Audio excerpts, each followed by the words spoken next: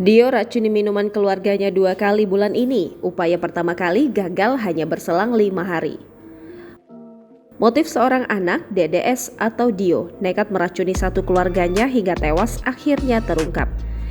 DDS sakit hati karena dibebani harus membantu keuangan keluarga setelah sang ayah pensiun. Kepada polisi, DDS mengaku membeli racun secara online dan telah mencoba melakukan aksi pembunuhan sebanyak 2 kali. Penyidik Satreskrim Polres Magelang telah menetapkan DDS sebagai tersangka kasus pembunuhan berencana terhadap keluarganya sendiri di Desa Prajenan, Mertoyudan, Kabupaten Magelang, Jawa Tengah, Senin 28 November 2022. Korban adalah ayah yakni Abbas Ashar, ibu yakni Heri Riani, dan kakak atau anak pertamanya yakni Dea Hairunisa. Korban ditemukan pingsan di rumahnya pada Senin pagi. Dari hasil penyelidikan, para korban ternyata tewas diracun. Pelaku adalah anak kedua yakni DDS alias Dio. Kombes Iqbal Al-Kudusi pada Senin 28 November 2022 mengungkapkan jika DDS mengaku meracuni anggota keluarga dengan mencampurkan racun pada teh hangat dan es kopi. DDS diketahui ternyata telah merencanakan pembunuhan terhadap kedua orang tua dan kakaknya sebanyak 2 kali, namun upaya pertamanya gagal.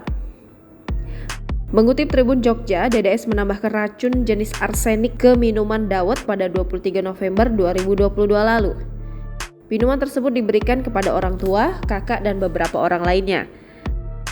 Karena kadarnya rencah, korban hanya mengalami muntah-muntah.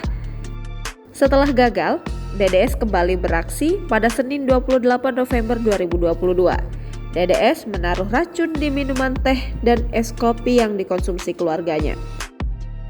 DDS nekat menaruh 2 sendok teh racun ke dalam minuman tersebut hingga membuat para korban meninggal. Kepada polisi, DDS mengaku melancarkan aksinya karena sakit hati. Rasa sakit hati DDS berawal setelah sang ayah pensiun. DDS dibebani untuk membantu perekonomian keluarga. Ayah DDS atau AA menderita sakit dan harus menjalani pengobatan. Diketahui, kebutuhan keluarga pun membengkak. Sementara sang kakak atau Deka tidak dibebani untuk membantu keuangan keluarga. PLT Kapolresta Magelang AKBP Muhammad Sajarot Zakun pada Selasa 29 November 2022 mengungkapkan, jika Deka sempat bekerja namun sekarang sudah tidak bekerja, sedangkan anak kedua atau DDS sedang tidak bekerja.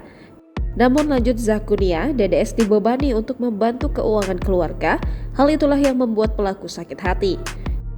Kini, DDS dijerat pasal 340 KUHP dengan ancaman hukuman mati atau seumur hidup.